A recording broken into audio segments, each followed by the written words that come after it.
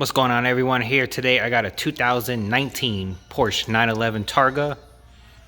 We installed a K40 radar system with their new Platinum series.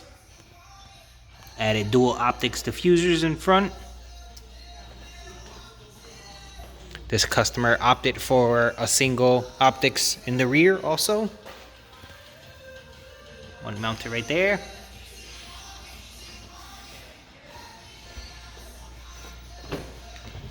Take you inside the vehicle.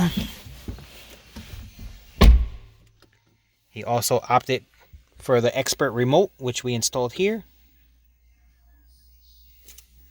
And then up on the dash, right above the cluster, is the two LEDs. He opted for one blue, one red. Thank you guys for watching.